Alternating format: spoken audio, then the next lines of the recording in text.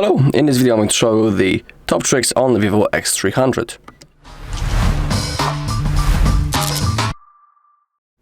Alright, let's open up our settings and let's scroll down until we find shortcuts and accessibility. And in here I'll show you, in my opinion, the most interesting things that we have. Let's begin with super dragging. Let's tap on that, make sure that it's enabled. Down below you have a list of apps which support that feature. In here we can read how it works. So when app dragging is enabled, you can tap and hold text, images and other content in small windows and split screen to drag them among apps for transfer. Pretty cool thing. And we can also tap and hold it and drag it into the origin island. And I'll show you how it works. So let's begin with the Chrome maybe. Let's find some article about the text. So for example, in here we can hold and select that text first. Now hold it using your finger and now we can place it in our origin island. In here we have a list of apps into which you can copy it. So for example, let's place it on Google search, and you can see that the text has been automatically copied and a new and Google app launched and the text has been automatically copied. Pretty cool thing. And now let's try maybe with the with other app. So again, hold, and now for example let's select a new note and it has opened in the floating window. Now let's add to new note, and it also has been copied, as you can see. Pretty cool thing. The notes opened in the floating window. Of course, we can change the size of this window when we grab it on the edge. We can change its position anywhere that we want on the screen. We can minimize it. Now it's tagged to the edge of our screen. If you tap on it, it launches once again. If you expand, you can open up it in the full screen mode. Pretty cool thing. Okay. Next thing is super screenshot. In here we have a few ways how we can take a screenshot. The normal way, as you know, is simply by clicking the power button and volume down button. That's the most common way.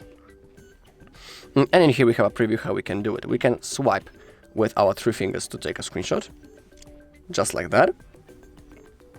Second thing is that normal method.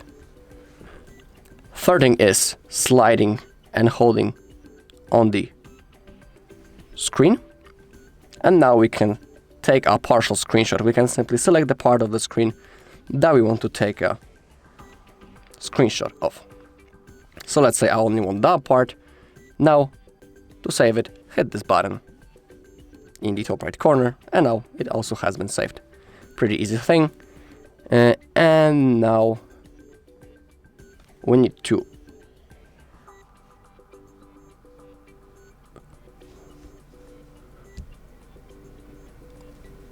hold just like that. And we can also create a partial screenshot. Actually, I don't know what is the difference between that method and that method, because it's also a partial screenshot, so I don't know, weird thing, but now you know how to use it. Okay, but to use it, make sure that gesture screenshot is enabled right in here. If you want, you can enable those 2 functions, auto delete shared screenshots or overwrite the original. It's up to you. That's when it comes to the screenshots. Now we have the origin player, show on original island and show on lock screen. During playback you can view and use origin player on origin island, and show on lock screen. During playback you can view and use origin player on the lock screen. It's up to you, do you want to use it or not. If you want, you can enable or disable that. Okay, next thing is the smart motion. Also like that, we have the smart screen or on or off, and we have things such as raise to wake, double tap to wake, keep screen on while viewing, or double tap to turn off Now let's begin with the race to wake. So now when our phone is laying flat just like that and the screen is turned off, now to turn on the screen, we just need to simply raise our device, and as you can see, the screen has launched. Pretty useful thing. Next thing is double tap to wake, also one of my favorites.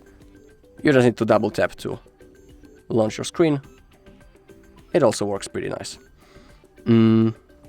I'll show you also the double tap to turn off. Double tap a blank area on the locked interface or standby interface to turn off the screen. And now it works in both ways. Also pretty cool thing. Okay, that's when it comes to the smart motion. We also have the smart calling and things such as smart answer, smart switch, smart mute, or wait for hands free. When it comes to smart answer, when our phone is calling, to answer the call, all we need to do is to simply grab our phone just like that, place it near your ear, and the call should be answered. When it comes to the smart switch, during hands-free calls, lift phone to ear to switch to handset. We also have the smart mute, cover the screen with your hand to mute incoming call. So now simply, if someone is calling us, we just need to simply cover the screen just like that using our hand, and the call will be muted. Now wave for hands-free. When there's an incoming call, wave your palm across the top of the phone 2 centimeters to 4 centimeters to answer hands-free. Also pretty cool. Worth enabling. And now we have shake for torch. That's the alternate way how we can launch our torch. Simply shake your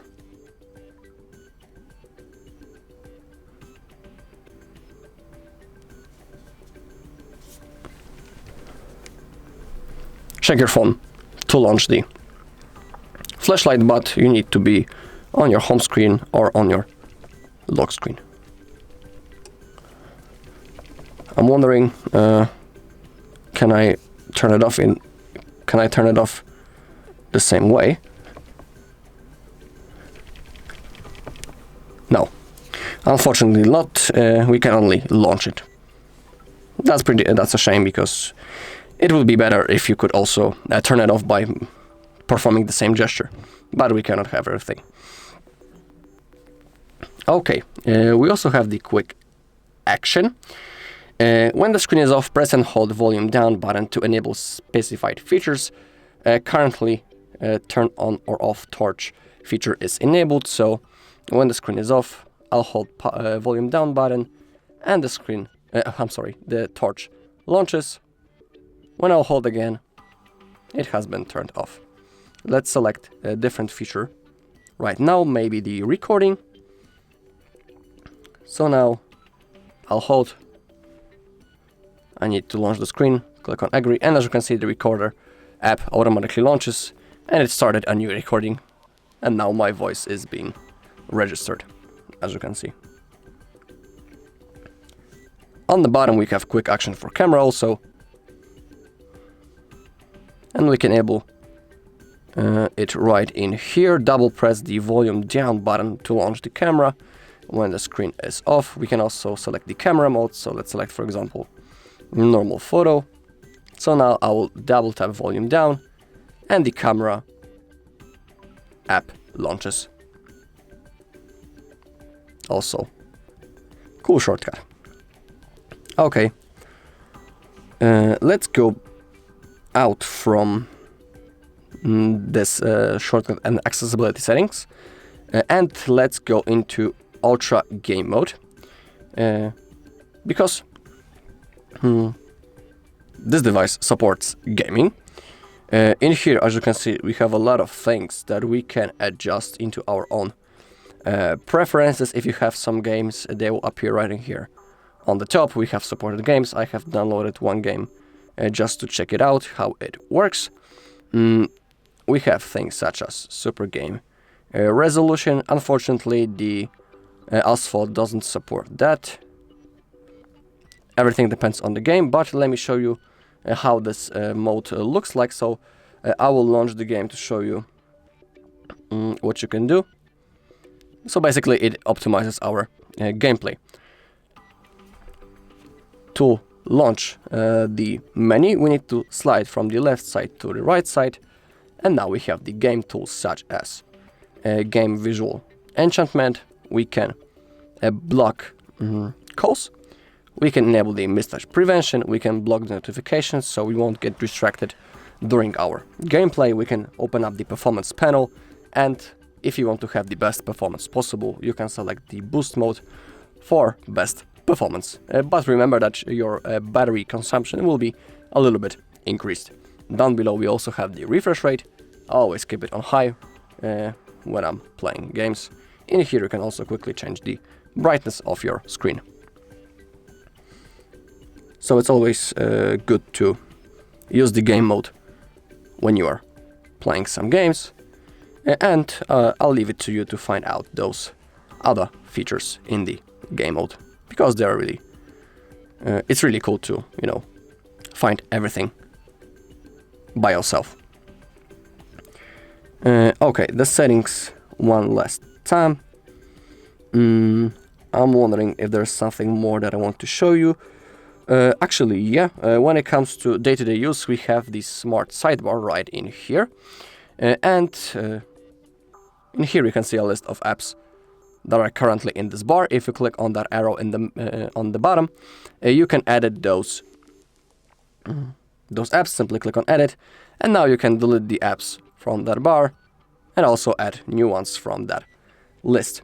Thanks to that, we have quick access into most used apps, and if you open one of those apps using the smart sidebar, those apps also launch in the floating window. It's really cool because thanks to that we can do multiple things on our device. So for example, let's say that we are counting something, and at the same time we can open up the Chrome and start scrolling the internet. Another cool thing is the split screen mode. We have two ways how we can launch it. We can do it from the recent apps.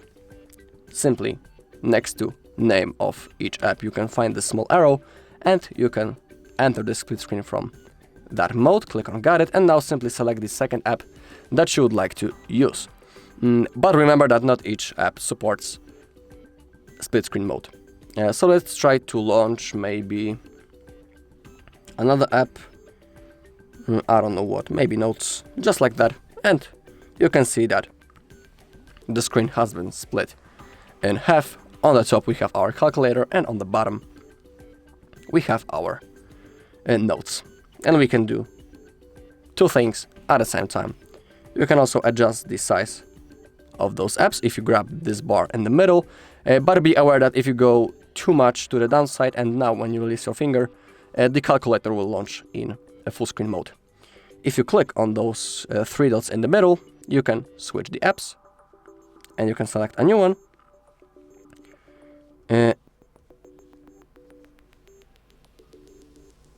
You can swap the apps and also add it as a combination, those two apps. Let's say that we are using the notes and calculator in this preset really often in a split screen. We don't need to each time open them manually and add them into the split screen. We can simply create a shortcut. So now click on add. I will close it just to show you that now I have a shortcut on my home screen. I'll tap on that, and both apps open in the split screen mode already. Pretty cool thing, and it can save some time. Alright, and that's all in this video. Thank you all for watching. If you found this video helpful, please leave a like, comment and subscribe.